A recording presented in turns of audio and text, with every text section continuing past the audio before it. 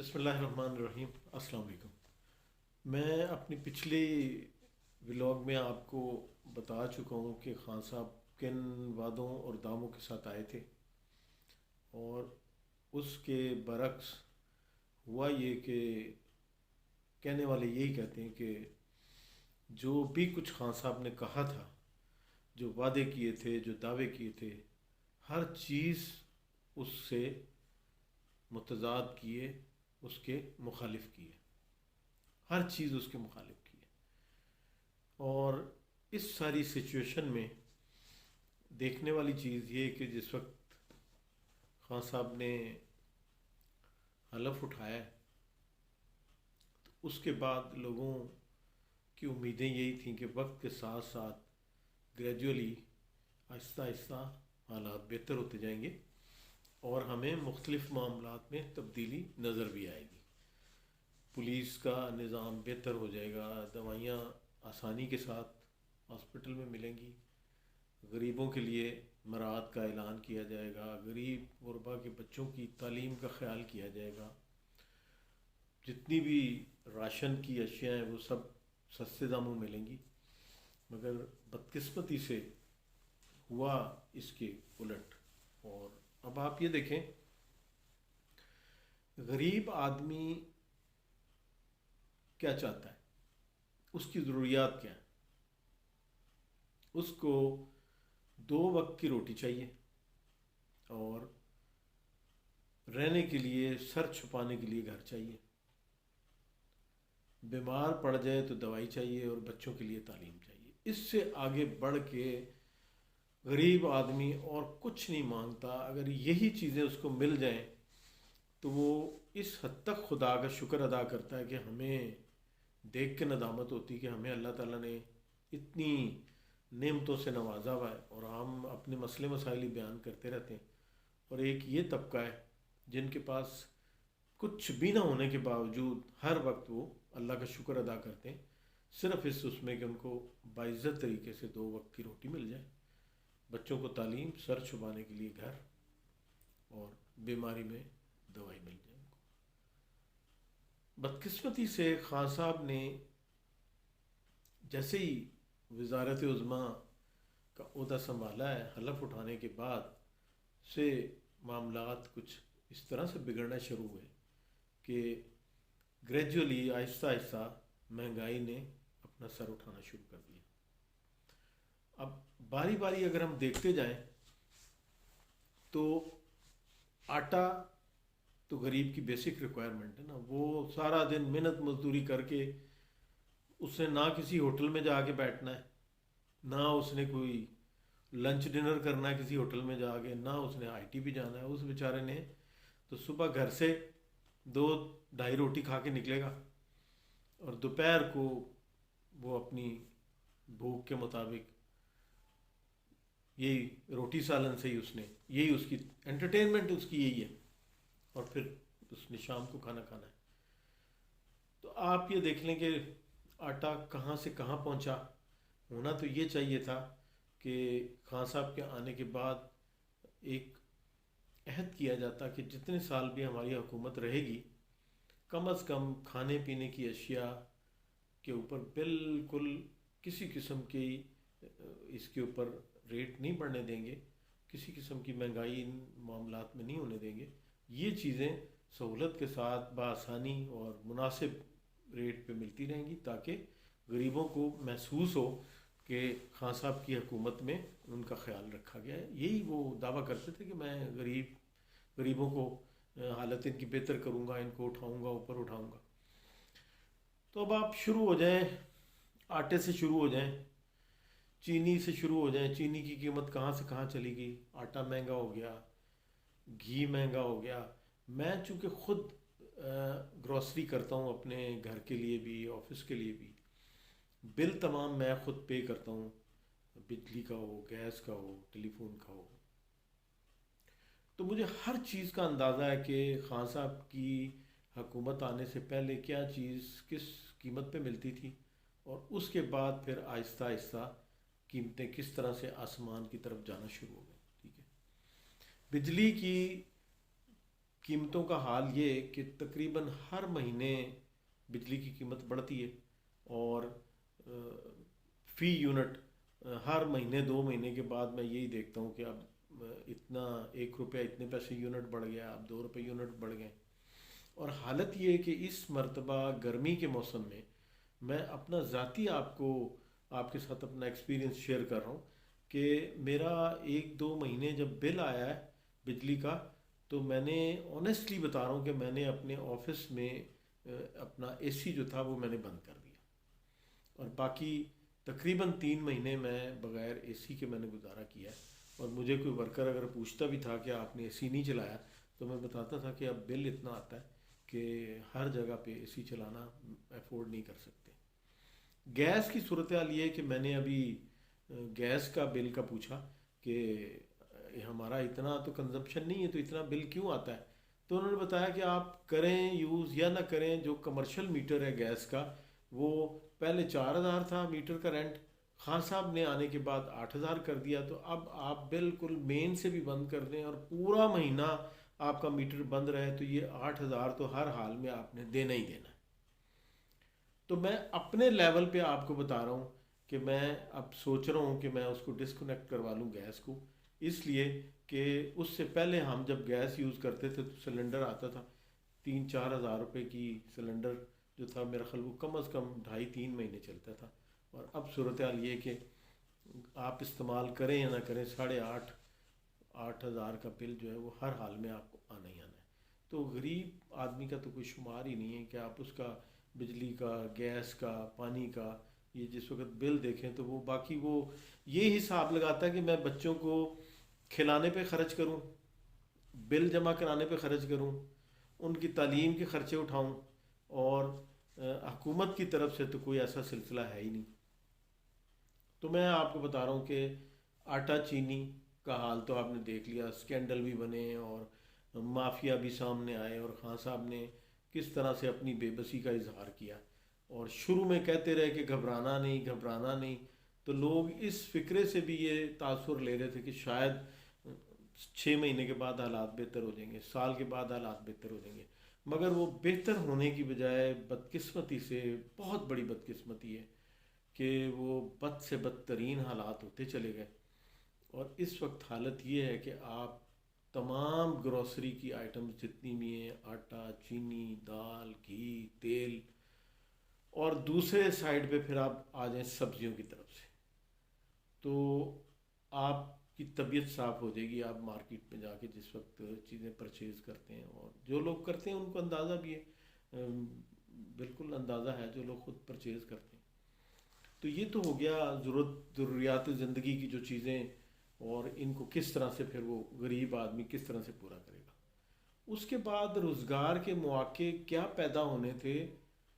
इस कदर सूरत हाल ख़राब हुई कि जो लोग, कुछ कोविड ने रोल अदा किया, और कुछ वैसे मुल्क की इकोनॉमी पहले से ही डामाडोल थी, लिहाजा बहुत सारे लोग बेरोज़गार भी हुए। अब जो बेरोज़गार हो गए वो तो बेचारे बहुत ही बुरी हालत में। ये एक और तरह का सेटबैक मिला। बच्चों की तालीम का गरीब गुरबा के साथ इस वक्त आलम ये है कि मुझे बहुत सारे लोग फ़ोन करके मुझसे रिक्वेस्ट करते हैं कि बच्चे की फ़ीस जमा करानी है, इस दफ़ा हमारे पास तो फ़ीस के पैसे नहीं हैं, तो कुछ अगर हो सके तो मदद कर दें। कुछ लोग बताते हैं कि उन्होंने बच्चों का दाखिला जमा भेजना है, उसके लिए उनके पास पैसे नहीं है। और मेडिसन में इतनी बुरी हालत हुई है और कोई पूछने वाला भी नहीं है ना। बदकिस्मती से ये एक बहुत बड़ा ड्रॉबैक है। मेडिसन की 3 दफ़ा कीमत बढ़ी है, और इतनी ज़्यादा बढ़ी है कि ये तारीख़ में मेरा ख्याल है कि इतना इंक्रीज़ फ़र्स्ट टाइम होगा, वरना इतनी ज़्यादा प्राइस इंक्रीज़ मेडिसन में कभी नहीं हुआ। और इससे पहले जो मिनिस्टर थे उनके ऊपर भी इल्ज़ाम था करप्शन का, जो कियानी साहब थे, उनकी भी कोई तहकीक नहीं हुई। और उसके बाद ज़फ़र मिर्ज़ा साहब के ऊपर भी बहुत सीरियस एलिगेशन थे, लेकिन वो भी बग़ैर किसी इन्वेस्टिगेशन के वो भी जाने में कामयाब हो गए। इस वक्त सूरत हाल ये है कि एक साहब जो व्लॉग भी करते हैं, फाइनेंशियली बड़ी अच्छी उनकी पोजीशन है, वो अपनी कुछ दवाइयों की कीमतें बता रहे थे कि ये कीमतें, ये मेडिसिन मैं इन प्राइस पे लेता था, और इस वक्त सूरत हाल ये है कि किसी के ऊपर 200% बढ़ा है, किसी पे 150 बढ़ा है, किसी पे 300% बढ़ा है, और वो नाकाबले ख़रीद हालत में वो बताते हैं। तो जो गरीब गुरबा उन बेचारों का क्या हाल होगा। तो दवाइयों की भी कीमतें जो है हद से ज़्यादा। अगर ये होता कि ये इतना ज़्यादा प्राइस इंक्रीज़ देने से आप ये बताते कि जी ये सारा पैसा ख़जाने में गया है और इससे हमारी इकोनॉमी बेहतर हुई है, तो फिर ये जस्टिफाइड था कि चलें किसी पे भी बोझ पड़ा, जो 2 रोटी खाता था अब उसे उसके 2 की भी 1 रह गई, लेकिन हमारी इकोनॉमी बेहतर हो गई, अगले और साल 6 महीने में हमारे हालात बेहतर हो जाएंगे। मगर वो बात तो नहीं हुई। ये तो सारा का सारा पैसा जो है माफिया की जेब में गया ना। इसी तरह से पेट्रोल का क्या हुआ है, कितना अरसा पेट्रोल मिला नहीं, लोग लाइनों में लगते रहे। कोई साहब तो बेचारे रोते हुए भी दिखाया टीवी पे कि वो पेट्रोल ना मिलने की वजह से इस वक्त कितने परेशान हैं। और एकदम से जब प्राइस हुई है तो इंक्रीज़ हुई तो 25 रुपये लीटर के प्राइस बढ़ा दी, और अगले दिन ही पेट्रोल एकदम से अवेलेबल हो गई। फिर किसी भी माफिया के खिलाफ कोई एक्शन नहीं लिया। ये एक बड़ी बदकिस्मती है।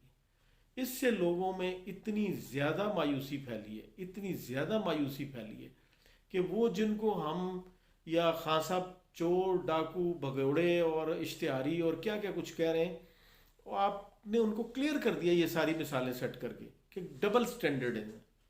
वो स्टैंडर्ड आपने कहा था कि सबके लिए एक होगा, एहतसाब सबका होगा, मगर नहीं हुआ खान साहब। एहतसाब तो सिर्फ एक ही साइड से हो रहा है ना। और ख़ुद नैब के जो चेयरमैन हैं जनाब जस्टिस जावेद इकबाल साहब, उनका कहना, ये बयान मौजूद है कि अगर मैंने हुक्मरान जमात के लोगों को भी तहकीकात में शामिल किया तो ये कितने दिन में हुकूमत गिर जाएगी। तो ये तो देखें ना, बड़ा सीरियस एलिगेशन है। मतलब आपको तो चाहिए था कि पहले नंबर पे अपने आदमियों को पेश करते। अभी आपके पास आसिम जावेद, जनरल आसिम जावेद बाजवा साहब की, आसिम सलीम बाजवा साहब की मिसाल मौजूद है। आपने उनको खुद ब खुद क्लियर कर दिया। होना तो ये चाहिए था कि आप उनका रेफरेंस भेजते और आप कहते कि जो भी है, जैद है, बकर है, गलत काम जो भी करेगा या जिससे भी कोई चोरी चकारी पकड़ी जाएगी उसको सज़ा मिलेगी, वो चाहे नवाज शरीफ हो, जरदारी हो, चाहे जनरल आसिम सलीम बाजवा हो, और चाहे कोई भी हो। उसके बाद बशीर मेमन साहब का इंटरव्यू, वो आपके ऊपर बड़े सीरियस एलिगेशंस लगाएं और उनका भी जवाब नहीं आया, किसी किस्म की तरदीद नहीं की गई। तो ये सारी चीज़ें मिलने के बाद नतीजा कुछ इसी तरह से निकल रहा है कि जैसे वो सुहेल बड़ाई साहब ने किताब लिखी ना कि ये कंपनी नहीं चलेगी, तो मुझे तो लगता है कि ये कंपनी ऐसे ही चलेगी, ऐसे ही चलेगी, और बल्कि और ज़्यादा ख़राब होगी। क्योंकि आईएमएफ से जो आपने वादे किए हुए हैं, जो कमिटमेंट की हुई हैं, तो उसके हिसाब से तो हर महीने या 3 महीने के बाद बिजली के रेट बढ़ते ही जाएंगे, बाकी चीज़ों की भी प्राइस बढ़ती जाएगी, तभी आपको कर्जा मिलेगा। वरना जहाँ पे आपने स्टेप लेने रोके वहीं पे कर्जे की किस्त जो है वो रुक जाएगी। तो ये सारा बयान करने का मकसद ये कि आपने 22 साल तक जद्दोजहद की, इसलिए कि आपके जहन में, दिल में जज्बा था गरीब आवाम को उठाने का, इस कौम को तब्दील करने का, इस मुल्क में तब्दीली लाने का। और वो जितने भी आपने वादे किए थे, दावे किए थे, सब के सब पॉजिटिव थे, सब के सब लोगों ने अप्रिशिएट किए। और हर चीज़ जो आपने वादा किया वो इस कौम की आवाज़ थी, ज़रूरत थी, और हर आदमी दिल से चाहता था कि काश कि ऐसा हो और कोई आदमी आके ऐसा करे। मगर चूँकि ऐसा नहीं हुआ, तो उसके बदले में एक बहुत बड़ी तब्दीली तो आप ख़ुद खान साहब देख सकते हैं कि पीडीएम के जलसों में लोगों की तादाद इस बात की निशानदही कर रही है कि वो इस सेटअप से मुतमईन नहीं है, और वो अब यहाँ तो तब्दीली नहीं देख सके, अब वो उनसे तब्दीली चाहते हैं। अगर इस हुकूमत ने कुछ किया होता, अगर आपने बैठ के कोई कंक्रीट किस्म के काम किए होते, सही मानों में गरीबों के लिए कुछ सोचा होता, कोई ऐसे प्लान दिए होते, आज उनकी हालत बदली भी होती, तो मैं यकीन से कह सकता हूँ कि आज पीडीएम जितने मर्ज़ी जलसे कर रही होती, जितनी मर्ज़ी कॉल दे रही होती, कितने भी सब्ज़ बाग क्यों ना दिखाती, ये अवाम जाने वाली नहीं थी। इनके सामने उन्होंने जिसने करप्शन की है, मनी लॉन्ड्रिंग की है, जो जो उनके ऊपर एलिगेशन है और जो जो मामलात हैं, वो तो बिल्कुल इस हालत में ही नहीं थे कि वो उठते। ये आपकी हुकूमत की कारकर्दगी ने उनको दोबारा खड़ा किया। आपकी हुकूमत की जो परफॉर्मेंस है, इसने उनको दोबारा खड़ा भी किया है, उनको सपोर्ट भी किया है, उनको क्लीन चिट भी दे दी। क्योंकि आपके दाएं बाएं जितने भी माफिया बैठे हुए, उनके अगेंस्ट किसी के भी खिलाफ कोई चूँकि एक्शन नहीं लिया गया, तो वो ये समझने में हक बजाने में कि अगर वो चोर हैं, डाकू हैं, भगौड़े हैं, जो भी कुछ हैं, तो आपके इर्द गिर्द भी तो ऐसे ही लोग हैं ना जो किसी कोई शुगर में इन्वॉल्व है। वो जहांगीर तरीन साहब का नाम तो अब आपके खुद रिपोर्ट में भी आ गया ना। और दूसरे बाकी लोग भी सारे, कोई आटे में इन्वॉल्व है, कोई पेट्रोल में, कोई किसी में, कोई किसी में, कोई किसी में, लेकिन किसी के खिलाफ भी एक्शन नहीं लिया गया। तो अब आखिर में मैं तो यही गुजारिश करूँगा कि अगर आप ये चाहते हैं कि बाकी 2.5 साल जो है हुकूमत के वो खुश सलूकी से और अच्छे तरीके से गुजारे जाएं, तो उसके लिए खान साहब कुछ ना कुछ आपको प्लान देना पड़ेगा, प्रोग्राम देना पड़ेगा।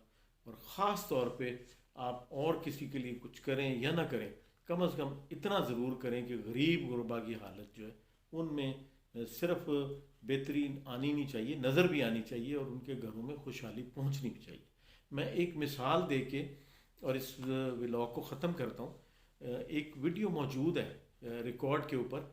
एक साहब थे, वो किसी जगह नहर के पास से गुजर रहे थे, मेरा ख्याल है कि ये मुल्तान साइड के किसी इलाके की बात है। तो उन्होंने नहर के पास से गुजरते हुए एक खातून को 5 बच्चों के साथ देखा और वो उनकी गुफ्तगू सुनता हुआ जा रहा था। और उसने फ़ौरन ही अपना दोस्त जो कि पुलिस में थे उनको कॉल करके बताया कि इसके इरादे मुझे दुरुस्त नहीं लग रहे, आप फ़ौरन आ जाओ। पुलिस वाला भी अल्लाह का नेक बंदा था, अल्लाह ने उनकी जान बचानी थी। वो फ़ौरन गाड़ी ली और आगे खातून को पकड़ा, बच्चों को पकड़ा और उनसे मालूम की वजह। तो पता चला कि बच्चे खातून के आगे हाथ जोड़ रहे थे कि हमें नहर में ना फेंको, हम आज के बाद खाना नहीं मांगेंगे, हम आज के बाद खाना नहीं मांगेंगे। उस पुलिस वाले ने, अल्लाह उसको अजर दे इसका, उसने उनको लेके गया, उनको राशन दिलवाया और उनको कहा कि हर महीने आपको राशन मिलता रहेगा, आपने आइंदा ये हरकत नहीं करनी। और उस खातून ने बताया कि मेरे घर में था ही कुछ नहीं, हमसाए में, महल्लेदारों को, सबको मैं बताती रही हूँ। वो ये समझ रहे थे कि शायद ये ड्रामे करते हैं, क्योंकि हमें 11,000 एहसास प्रोग्राम के तहत मिले थे, वो भी ख़त्म हो गए। बंदा हमारा जो है किसी ईंटों के भट्टे पे काम करता था, वो उन्होंने पकड़ा हुआ है। तो अब मैं हूँ या 5 बच्चे हैं, मैं इतने दिनों से कोशिश करके जो मिलता था खिला रही थी, अब मेरे घर में कुछ भी नहीं था। तो मैं, यही मेरे पास आखिरी हल था कि मैं इनको नहर में फेंकूँ और ख़ुद भी खुदकुशी कर लूँ। तो बहुत बुरे हालात हैं इस वक्त अगर देखा जाए। और मेरे और आपके सबके साथ मैं सबसे गुजारिश भी करूँगा कि अपने दाएं बाएं इर्द गिर्द नज़र रखें, देखें कहीं ऐसा ना हो कि कल हमें पता चले कि हमारे करीबी रहने वालों ने सिर्फ खुराक ना मिलने की वजह से खुदकुशी कर ली। अल्लाह ताला हम सब का हामी नासिर हो और अल्लाह ताला इस मुल्क के हुक्मरानों को जो भी आए उनको इतनी तौफीक दे कि वो ज़िद और अना को छोड़ के, तकब्बुर को छोड़ के इस गरीब आवाम के बारे में सोचें। इसलिए कि फिर अगर नहीं सोचेंगे तो बिल आखिर उनको हिसाब तो देना पड़ेगा, सबको हिसाब देना पड़ेगा 72 साल 73 साल का। यहाँ नहीं तो लेकिन एक जगह ज़रूर है जहाँ पे हर आदमी जवाब दे। अल्लाह हम सब का हामी व नासिर हो। अल्लाह।